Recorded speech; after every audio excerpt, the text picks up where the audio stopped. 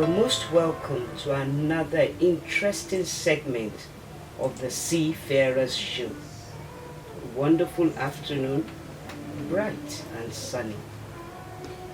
You can listen to us live from the web at our website, Lagoon Radio.ng. Once again, I welcome you all. This afternoon, it's an all-women's affair. I have with me as my guest today, President of the Women in Shipping and Trade Association, an international association with a branch in Nigeria. We have with us the WISTA President, Mrs. Eunice Ezioke.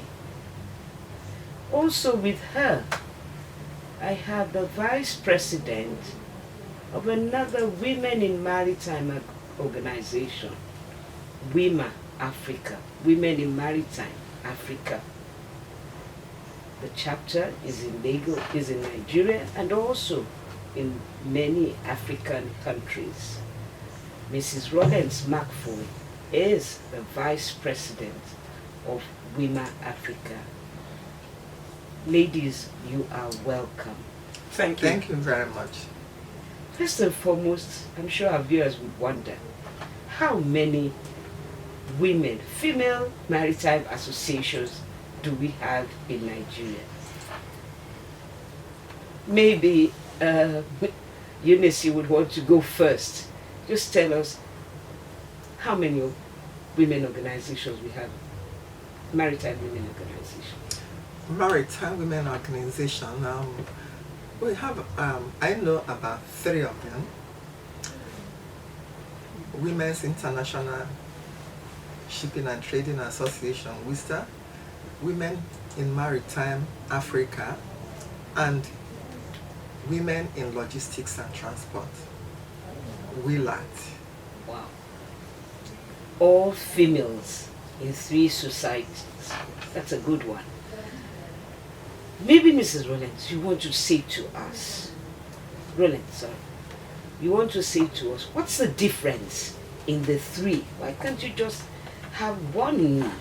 Is there any difference in the 3 associations? There is a difference. We, like it said, WILAT, Transport and Logistics, specifically. So they are into transport and logistics specifically. So they are not into seafaring. They are not into trading and all that. So when you come to WISTA, WISTA is a lot more elaborate. It's into trading. You know, when you come to trading, you have vessel trading, you have liquid bulk trading and all that. You know, the compasses. You know, and there are also in some parts of the logistics. Then when you come to WIMA, WIMA is a special forum for Africans. It was inaugurated and created by the African Union presidents, and it takes care of everything that concerns women in the maritime industry in Africa. It's a kind of it harnesses and brings together and grows and develops our intellect and our capabilities to be able to stand side by side with our counterparts from outside Africa. That's a good one. Can I ask a question? Can I be a member of all of the associations? If I become a member of WIMA, does that exclude me from becoming a member of WISTA? Eunice, you may want to. Not at all. Okay. A lady or a woman can be a member of the 3 associations based on the differences that has just been enumerated. If you look at WISTA, WISTA is international. It exposes you to other women in other countries. You are able to network. You're able to exchange ideas. You're able to be on the same page in terms of what is happening. Like WISTA is in 51 countries and still counting. They have a membership a status in the IMO, and WIMA is Africa, strictly Africa, and there are peculiarities and there are characteristics that make them special in their different portfolios. So if you are in Worcester, you are exposed and you have the privilege to be exposed to international women associations and network level. If you are in WIMA, you are also exposed to the African aspect of women in maritime. We are all aware of the NAFTA, the trading in Africa, encouragement of export, and in AU relationships. Then in WILAT is the transport and logistics, and it is the women wing of the international logistics and transport. These are the differences, major differences, as Ms. McFoy has enumerated, and these are also the privilege that every woman can enjoy, because each of the associations have their special peculiarities and privileges. Thank you very much. Mrs. McFoy, it'd be nice to know your membership, and I'm going to take one and the same. Do you have lawyers? Tell me, who are your members? Careers? Or is it just anybody that could become a member? No, it's not everybody that can become a member, because the name already speaks for it. You must be in one aspect of the maritime industry, like my colleague here has enumerated.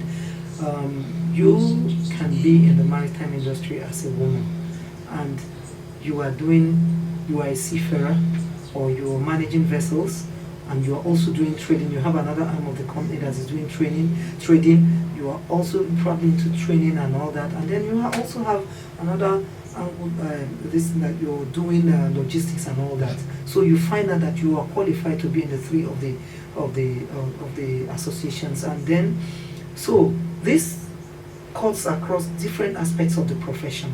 So you find out that you have lawyers, you have administrators, you have HR, you have crewing, you have all sorts of profession, accounting and all that, as long as you are into the maritime industry. For instance, if you're a lawyer, maritime lawyer for instance, you are handling issues. You handle issues, on arbitration, you handle issues on trading and whatever, any aspect of the maritime that comes to you, because you're a seasoned maritime lawyer. So you're entitled to be a member of these three. And then if you are a HR expert and you happen to be good in crewing, because there are some HR experts that we call crew managers, they are specifically to crew seafarers and all that. So you are HR, your background is HR, but you are specialized into the shipping industry as a crew manager. Then you also have the directors, the operation directors. You could be an operation, even assistant or operation officer in any angle or any side of this maritime industry. Then you have also the freight forwarders. They are also part of us. As a matter of fact, aviation is part of us. So you have the pilots, you have the captains on the vessels, you have the cabin crews, you have some administrative managers in the maritime industry that know what's going on here and there. So this profession is not limited to any academic profession. Whatsoever academic profession you find yourself, as long as you are able to navigate into the maritime industry and you have a niche, you have created a niche for yourself to be relevant in the maritime industry, then you are good to go. Thank you very much. You mentioned seafarers. Are you saying there are female seafarers? I would love to know, because we've had male captains here, male engineers. Please be specific. Do we have female seafarers? We have a lot of female seafarers. Quite a lot. Master mariners? Sure. Marine engineers? Sure. Cabin crewmen? Sure. Wow. We'll go into that. How much of, and Eunice, I would love for you to answer this, how much of government participation do you have in women associations, maritime women? I know, of course, that Madam Hadiza is a maritime woman by all standards. I know the Minister of Transport, is also a woman. Are they part of your associations? Or do you enjoy support from them? Yes, yes. I must have to acknowledge the support and the steady assistance that we have enjoyed from the Managing Director of Nigerian Ports Authority, Hajia Hadiza Bala Usman. Anytime we call on her, she never hesitates to come to our assistance. And also the Minister of State for Transportation, Senator Gbenishola Saraki, has been also a steady supporter of women in maritime, WISTA. And we have visited her, we have paid courtesy calls, where she is one of our members.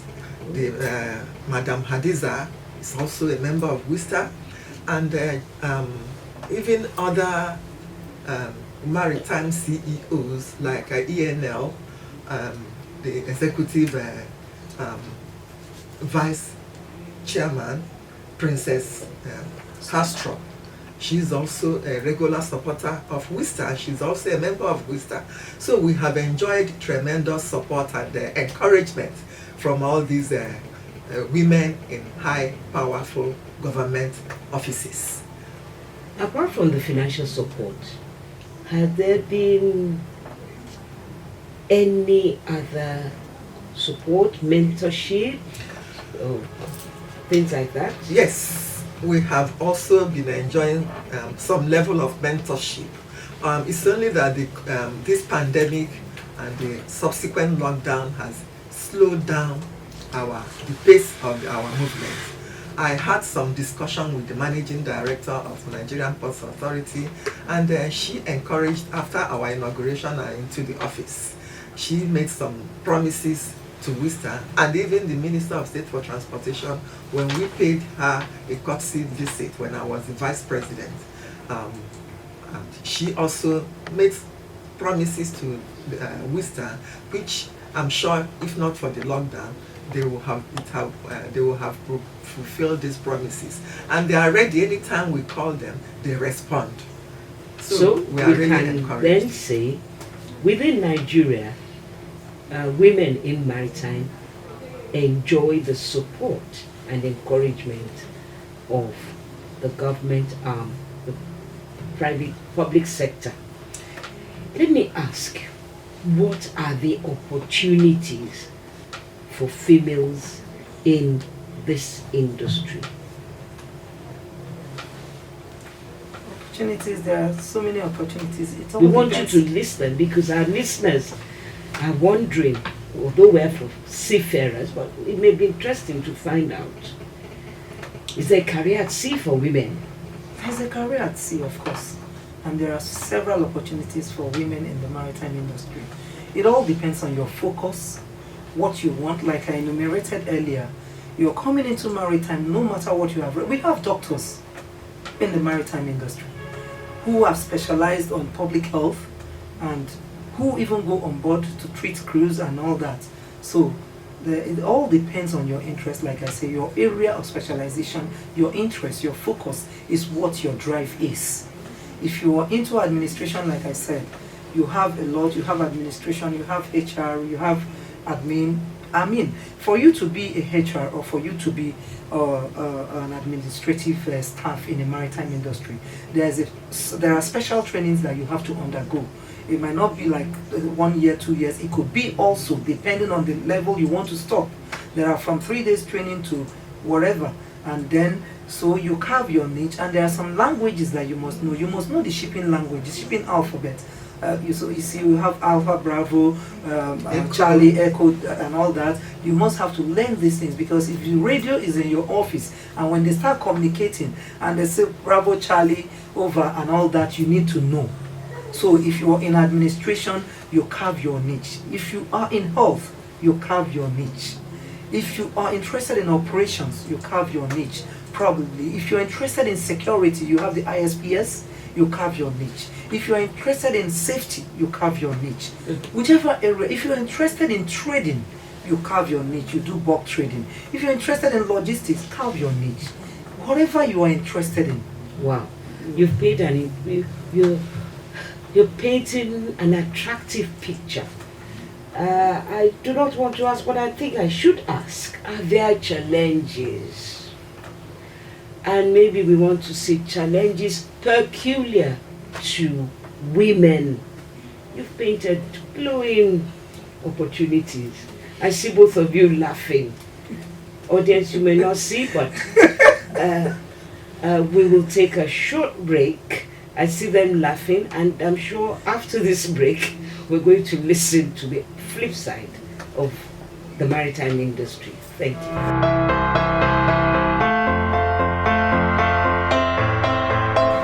Let me first of all ask, what are the challenges? And this is for the two of you. Challenges in maritime industry, and maybe peculiar to females within the industry. There are so many challenges. There are so many challenges in the industry depending on your own aspect of the industry. It's a general challenge. Whatever challenge that is there for men is there also for women. Because we are witness to the fact that there is nothing without challenge. Even life itself is a challenge. So the work itself in everywhere is a challenge. That's the way I look at challenges. Yes, of course. There are challenges, just like in any other profession. You face challenges, but the saying goes that when the going gets tough, the tough gets going. It is up to you to surmount and face the challenge, and it become a triumph. For instance, the pandemic is a case in point. During the lockdown, the ports remained open, and all maritime operators and workers kept on going to the office. The ports remained open, the vessels were coming. Of course, these are risks factors, but we cannot shut down the economy of the world, and that is one of the very important duties and functions of the seafarers. The ships keep plying the high seas, the ports keep functioning, port workers keep working, and these are part of the challenges. And even in the progression of the profession, you have faced challenges. When you are in the sea, you are away from your family, these are challenges, but you have to find a way to go around it and surmount it and triumph. Are there any special qualities, attributes or qualifications needed for a lady to become a seafarer? Sure. There are, not peculiar to a lady. Okay. The courses are flat. For every stage or for every position you want to attain, the courses are the same for both male and female. Are there any female captains of ships? And if you could, it'd be nice to know, Captain. We have many captains. I will start. There is a captain in the Niger dock, a female, a lady captain. Yes. Nigerian? Yes, Nigerian. There are other captains in LTT. I visited them during a few weeks ago. They have captains there. In fact, I actually specially applaud that company in Nigeria because which company is this? LTT, because they employ a lot of female. If you get to their office, you know, like 80% of their operational staff are female, or like they are senior, you know. And then if in MPA too, there's a female engineer in MPA. Pilots too. And pilots too. Right. So they are all over the world. In Ghana, our former women president was a captain, yes. Captain Hannah. She has been a captain for over 30 years, and she was heading a very vital position in what do you call Ghana Maritime University. So we have so many of them in Nigeria. You have Sandra. Sandra is in Bombom. There are so many of them. And she is a master mariner. Chief engineers, captains, second engineers, third engineers, second officers, third officers. There are so many. So but you know what I love about the female seafarers? They don't settle for less. Oh yes. We have no female rating. Yeah, at all. We have female officers. Oh, that's wonderful. What is worth doing is worth doing well. They've all passed through these rudiments of the educational standard because they don't want to be stopped. You know what I'm going to ask you to do? Our audience must be wondering, what's the difference between a rating and a captain? A rating and officer. And an officer. Ratings are the junior staff, like we say in the office, junior staff. Then, when you have gone through a maritime school, you pass through cadetship. Next stage is an officer. So, all our women have passed through maritime school, done their cadetship, or just doing their cadetship, and then they move to the officer level. Wow. We don't have women OS, AB, and all that. Oiler. They come in at a high level stage because they grab all the education that they need. They don't want to be stopped or don't want to, because we know that there's a lot of hindrance. It's a male dominated field. So if you want to go there, you must be strong. Thank you. Even in Worcester, we have some women seafarers in Worcester. Yes. So you would encourage, because I know that Mrs. McFoy, you employ for ships. Would you encourage your daughter to go in to seafaring? Certainly. I have a daughter, though she says she wants to read medicine. I've been talking to her because I go on board too. I just came back from the sea last week. So if my daughter wants to be a captain or an engineer, bravo. Thank you. Now let me ask, Mr. Wima, do you have exchange programs? Do you organize seminars?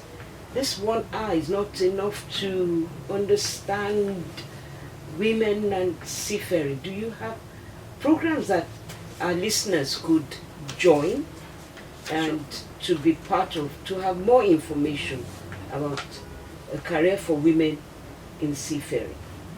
Yes, in Worcester, we organize seminars.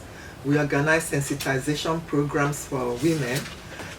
We discuss with students. We invite students during our business luncheon functions, and we encourage them to go into the maritime business. We also encourage coastal community women by provision of fishing boats for them to encourage them in their fishing business and trading. Okay. So these are some of the areas we normally encourage both the community coastal women and the students that are still trying to fashion their career path. We expose them to the maritime industry and also encourage them to go enter the industry as women and expose the bright future that is available for them that are interested to go into the maritime business. Wow. Yes. Let me ask, do you mean to say that the woman who fishes in Calabar is also part of women in shipping? Yes, at their level. Okay. Because as I said earlier, Worcester is all about shipping and trading. Yes, the women are generally at a lower economic rung of the society. And as a women society, we want to encourage the local women that are in the coastal areas. So far, Worcester has provided fishing boats and accessories to many coastal women in Bayelsa, in Enugu State, in Anambra State, in Lagos State, Ekpe, and many other states. We have been providing fishing boats to encourage the local women that are into fishing and fishing businesses, drying and selling. And these are ways to encourage them to be economically independent and also to contribute to the economy of the nation. At the last webinar, thank you very much, Mrs. Ezioke. At the last webinar, we had a psychologist who came, and he brought out a scary point about the mental health of COVID-19. We heard, and you both know, that there had been a female who had committed suicide. Thank God it wasn't in Nigeria, but it drew our attention. Has COVID-19 brought emotional stress, added any emotional stress? And Mrs. McFoy, I would want you to address that before I see Mrs. Ezekiel, you're shaking your head, meaning that you most likely have... So Mrs. McFoy, briefly, before we go, I want our viewers to understand this psychological, this traumatic experience, COVID-19, and women in maritime, women, female seafarers. There is no doubt that COVID-19 has created a lot of pandemic, and of course it has created a lot of stress for everyone, not only women. Also, yes, it has created a lot of stress for people or crews, like we call them, for seafarers. And it's why it looks like it's peculiar or it's more drastic with seafarers is because, you know, when you are a seafarer, when you go on board, it's like an incarceration. You are there alone. Most times, probably if you are on a deep sea going vessel, you are out of communication with the family, with anybody. So you just do your job and mind your cabin, what we call cabin, your room. And then, of course, you know, you are counting days, you are counting months. And then, of course, limit contract time is 4 months, 6 months, 9 months, depending on the kind of vessel and the kind of trade. And then you're looking forward to disembarking after 6 months, and then the pandemic came, the flu came, and then you are there 7 months, 8 months, 9 months, 10 months, some, and then of course it becomes a problem, becomes a mental problem, because you are not communicating with your family, your environment, loved ones, friends, and all that. So that becomes a problem. Just like you know that prisoners, when they go, they are like incarcerated too. When they come back, it takes them some time to acclimatize. So it's also the same. That's the reason why IMO said seafarers shouldn't stay more than necessary on board. But the pandemic came in for those who are waiting to embark and those who are waiting to disembark. It cut everything short, and they were all in a waiting period in their different destinations or different positions, and so the stress cut in. Thank you very much, Mrs. Manford. I would love, Mr. President, if you do have, could you share with us this trauma that women on board ships could be going through at this time? Thank you very much. Before I go into the female seafarers, I would like us to imagine, all our listeners, to imagine the period of lockdown. No movement, no coming out. Everybody was cooped in your homes. Some are in one room house, some are in two rooms, depending with the entire family. It really was very stressful. If you notice, at that time there was a lot of abuses, domestic abuses, and other child abuses and other spousal abuses were recorded. It was very high at that period. You can now begin to relate with a seafarer or a lady that is cooped, leaving the family and in the high sea. And we all know, if you have ever been on a cruise, you know how big the cabins are, how big the beds, and the undulating movements of the vessel or the ship in the sea. And this is something that, as she had already said, you're counting, I have 1 week, I have 2 weeks, suddenly the pandemic strikes and you are stuck. And you are maybe hearing all sorts of news from outside, and all the ports closed. You cannot come in to change crew. You cannot, and in spite of all this, there is that risk of piracy and attacks and robberies in the sea. All these are all what is pressing on the seafarer's psyche and brain, and all these these are pressures. These are pressure points that some people may not have the strength to withstand, to handle it or to pass through it. I'm going to be bold to ask you, what is your association? Have you addressed it? Yes. Or do you have plans to address this? We already have done something, and in fact I'm glad to announce that it was one of our first collaborative action of the women in maritime.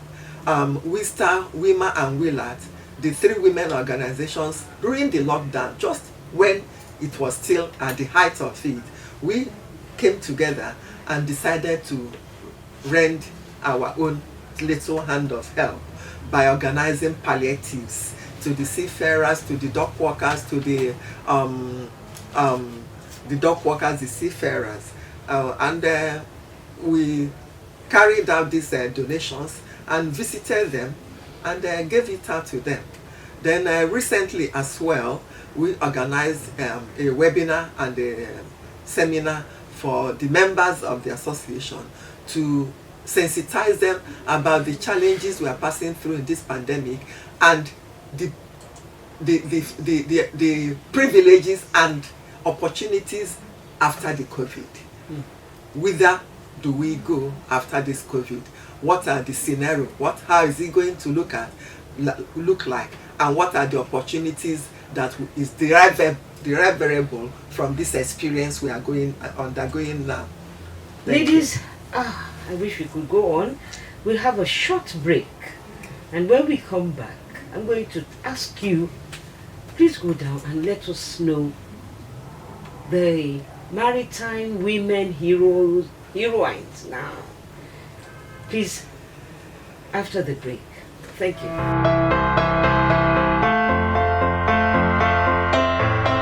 You are welcome back to Seafarers. You're listening to Lagoon Radio, and we're broadcasting live from the Diocesan Palace, Marina, Lagos. With me once again are two chieftains of the Nigerian maritime industry, females. And at this point, I want to ask them, let us know. You keep saying there are opportunities and all. Who are the women in maritime that we could look up to and say, wow, if she's there, I want to be there also? In just 1 or 2 minutes. Thank you very much. I'm not going to begin to say what they do. I'll just reel out names for you. You made me good. People that are listening, you should Google the profile of these people because it's all over. I have, first of all, I have to acknowledge Bemisola Saraki, who is our head, and I have Mrs. Shalhoma, I have Mrs. Folorin Shofumi, I have Jane Chiazo, I have Hadiza Bala Usman. We all know the East Whale MD of Nigerian Ports Authority, who has come to break ice in the history of the NPA, powering on. And we have Princess Hastrop, who diced the Steve Doran department or segment of the profession. I have Mrs. Margaret Orakosili. She owns the biggest fishing trawler in this side of Africa. She's a Nigerian, big stakeholder. Yes. And I also have Dabni Shahoma. I have Funke Agboy. She's a son. She's a maritime lawyer. I have Jean Chiazo, also a maritime lawyer, doing so well. I have Eunice here with me, Eunice Ezekiel. She was powerful in NPA, in the crude oil department and all that, and she's done so well. She's now on her own. Of course, I have Mrs. Bola Muse. She's the president of WIMA, and she is also the treasurer of the freight forwarders. She's the only woman in the ESCO of the freight forwarders, and she's doing so well. And my humble self is here, Mrs. Rollins McFoy, the executive director of Ocean Deep Services Limited, and happens to be the only woman that owns a mining company in this country. Yes. What does a mining company do? Very quickly. We recruit for vessels, we train, we maintain, and We document. Thank you very much. Are there programs that WISTA, I'll ask President WISTA first, and WIMA, because this is just 1 hour, what programs can we be part of? Some of us who want to know more about career in women. We have many maritime academies. We have the Maritime Academy Oron. We have the Institute of Oceanography, Lagos here. We have the one in Bayelsa, Okorenkoko. And there are many of such institutes where people that are interested, young women and men that are interested in the maritime industry can go after they acquire the academic education. They will now go to sea time. They go to sea time, and that is where Mrs. Rollins McFoy comes in. They acquire sea time, after which they will be placed on vessels. After this program, where can I get you? I am a listener. I have heard the opportunities and challenges. Where is WIMA Africa? Where is WISTA Africa? Where can we come for more information about becoming a female in the maritime industry? Okay, for WISTA Nigeria, we presently have an office at the Shippers Council, number 4 Park Lane, Apapa, 6th floor. Okay. We have an office space there, and the listeners that are interested to acquire more information can always reach WISTA in that office.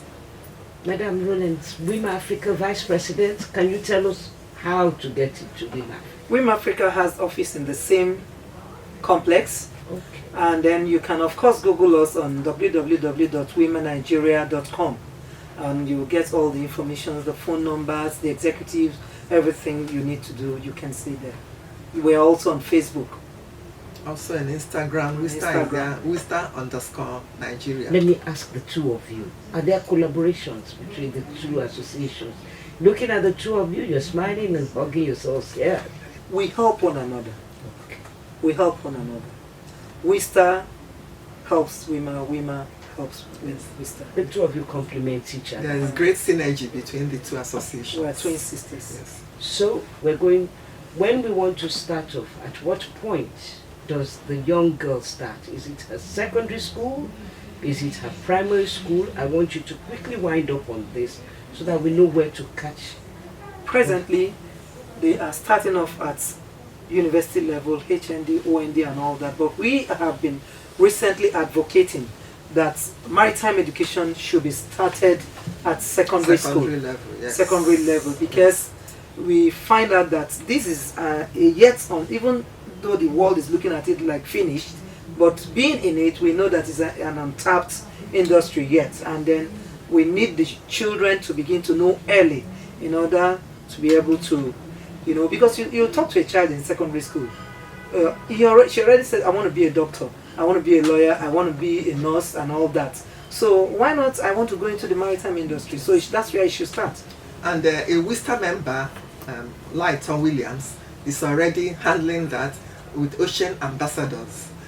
It's an NGO that goes to the secondary schools, in different states to sensitize and expose students, taking students into excursion in the different ports, into vessels, telling them about the opportunities in maritime career. So it's like catching them young at secondary school level. So it's a very good proposal to start from the secondary school level to expose the children. Fantastic. So you encourage secondary schools to partner with your association to start that early, before their minds are made up as to careers, at least introduce them to a career at sea.